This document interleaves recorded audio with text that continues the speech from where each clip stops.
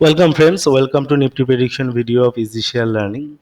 तो फंडामेंटल कितना स्ट्रांग होता है, वो मार्केट को कैसे बात के रखता है, उसका परफेक्ट एग्जांपल है ये लास्ट 3 दिन 10, 11, 12 जून। हम लोग पिछले हफ्ते से ही बताते आ रहे थे कि लास्ट हम बड़ा इवेंट जो है इमीडिएट टर्म का, तो वो था फेड पॉलिसी।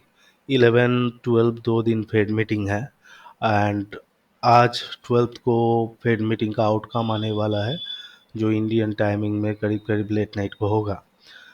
लेकिन ज़्यादातर लोग जानते हैं कि 90% चांस है कि रेट्स अनचेंज्ड रहेगा। फिर भी क्यों मार्केट इतना नर्वस है? देखिए, एक तो मार्केट इतना ज़्यादा ऊपर उछला है तो थोड़ा सावधानी बरतना स्वाभाविक है। और दूसरा चीज़ कि सिर्फ इमीडिएट रेट कट होगा कि नहीं उसी के ऊपर नहीं, फ्यूचर के लिए क्या डायरेक्शन दे रहा है फेड के, फ्यूचर आउटलुक क्या हो सकता है, आने वाले टाइम में कब जाके रेट कट होने का चांस है, उसके ऊपर भी काफ़ी हद तक डिपेंड करता है मार्केट का सेंटीमेंट। तो 10 तारीख से मार्केट एक जगह पे स्टैग्नेंट है। ऑलमोस्ट एक एवरेज लेवल पकड़े तो 23,200 से 400 के बीच निफ्टी कंसोलिडेट कर रहा है।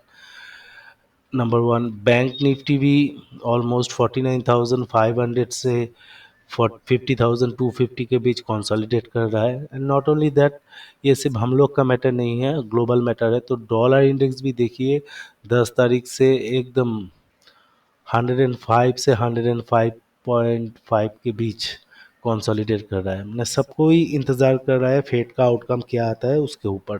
हालांकि जब क्लैरिफिकेशन थोड़ा बहुत आ चुका है कि रेट कट नहीं होगा, उसके लिए डॉलर इंडेक्स थोड़ा नीचे चलना चालू किया है।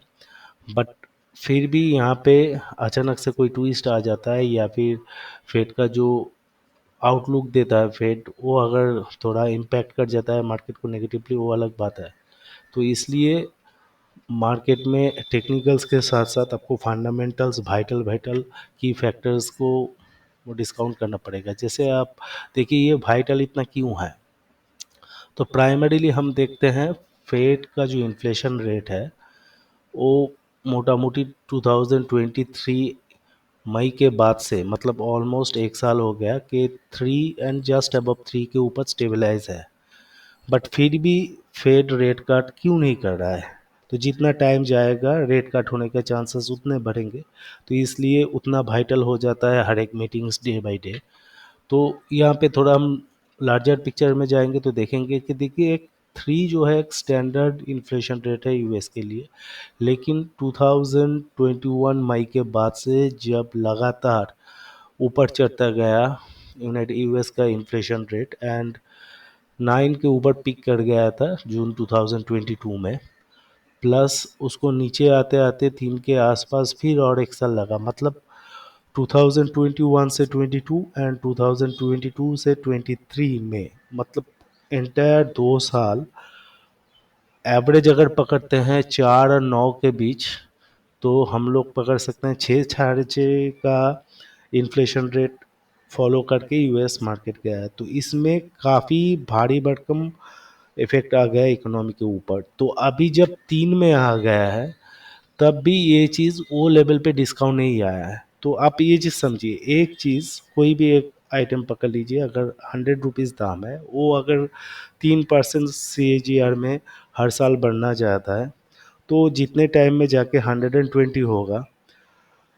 वही चीज़ अचानक से इन्फ्लेशन राइज हो जाता है 100 के जगह, वो 1 या 2 साल में ही 120 क्रॉस कर जाता है। तो मार्केट काफ़ी कॉस्टली हो जाता है, कंज्यूमर डिमांड घट जाता है, काफ़ी प्रेशर्स आ जाता है मार्केट के ऊपर। तब मार्केट को अभी वही जो एडवांस प्राइस हो गया था उसको डिस्काउंट पे लाने के लिए और ज़्यादा टाइम 3% के आसपास स्टेबलाइज होना पड़ेगा या फिर और थोड़ा डाउन जाना पड़ेगा। दैट इज़ वाई कि एक स्टेबलाइज रेट में आ जाने के बाद भी फेड रेट कट नहीं कर रहा है, क्योंकि वो चाह रहा है और ज़्यादा टाइम इसी रेट में खड़ा रहे या फिर और थोड़ा नीचे जाए इन्फ्लेशन रेट, ताकि प्रीवियस जो डैमेज है वो उसको डिस्काउंट कर पाए। मतलब लॉजिकली आप समझेंगे कि ये एक टारगेट रहता है।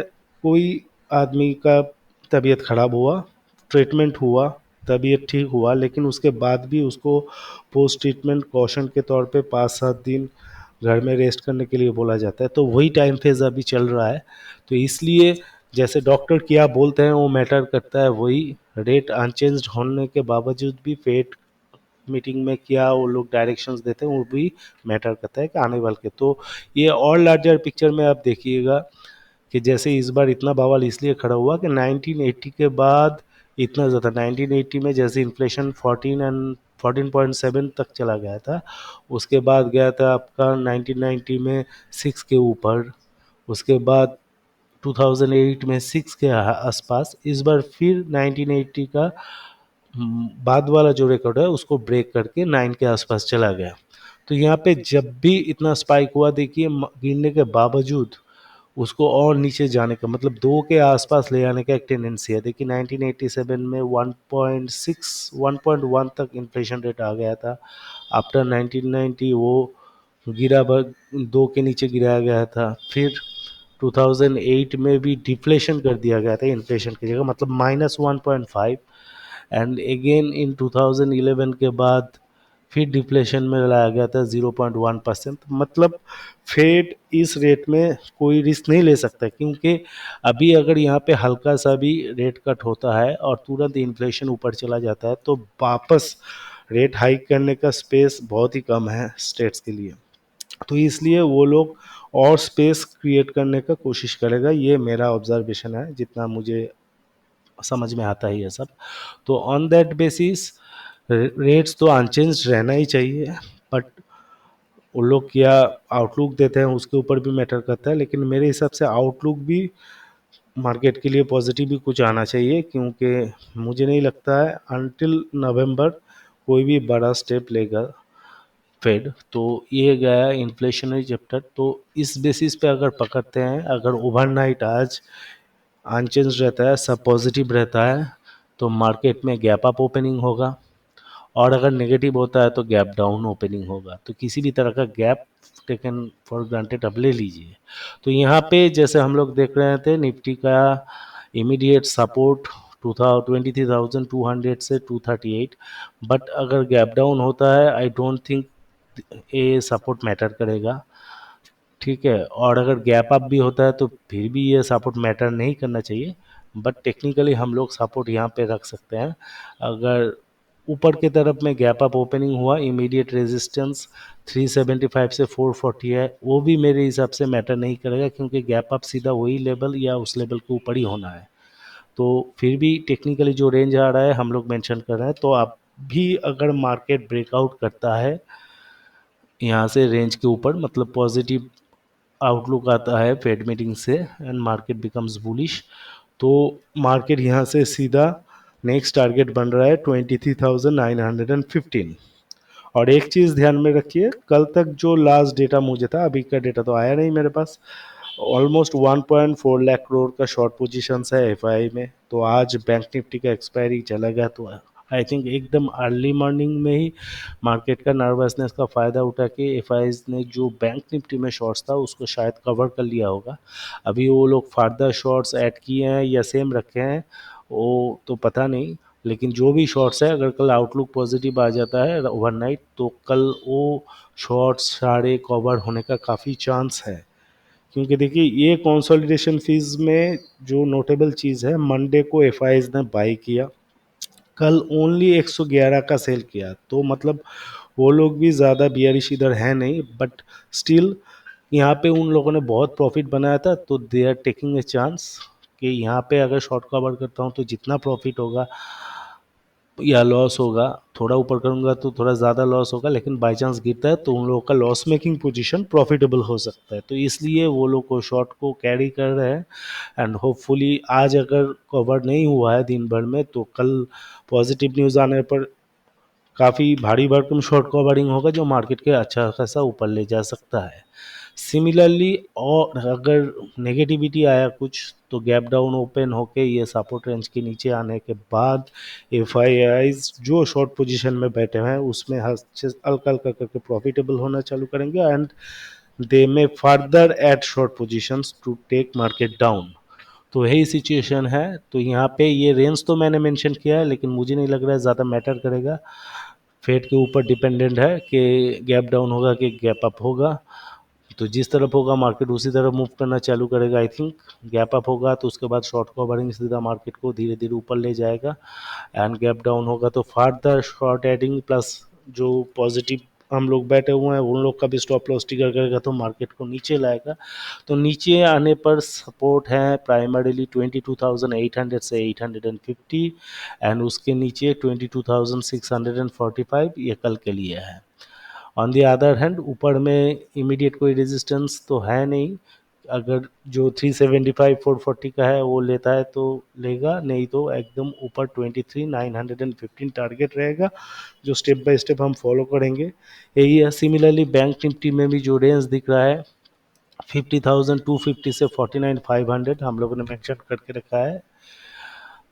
उसके ऊपर ब्रेकआउट होता है तो 51,300, एंड अगर ब्रेक डाउन होता है तो इमीडिएट सपोर्ट्स एक रहेगा 49,200 के आसपास, उसके बाद 48,900, 48,350 एंड 47,900। तो यही है। 3 दिन से ज़्यादा कुछ चेंज नहीं हुआ है। जो भी चेंज होगा कल होगा, एंड वो फेट के ऊपर डिपेंड करके ही होगा। तो वही सिचुएशन यहाँ पे बना हुआ है।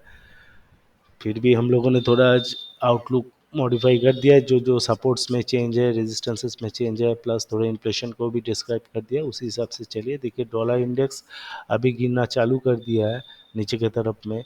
तो 4:30 बजे जो गिफ्ट निफ्टी खुलेगा उसमें आपको थोड़ा थोड़ा करके देखने को मिलेगा। तो डॉलर इंडेक्स इतना नीचे आ रहा है धड़क से, मतलब कोई न्यूज़ होगा या फिर फेड मीटिंग चालू हो गया, लेकिन आई डोंट थिंक अभी चालू होने का बात है, क्योंकि 7 बजे के आसपास I think CPI inflation data आएगा, और दोपहर को उनका फेड मीटिंग का रेट आने वाला है, तो वो करीब 9-10 बजे होना चाहिए।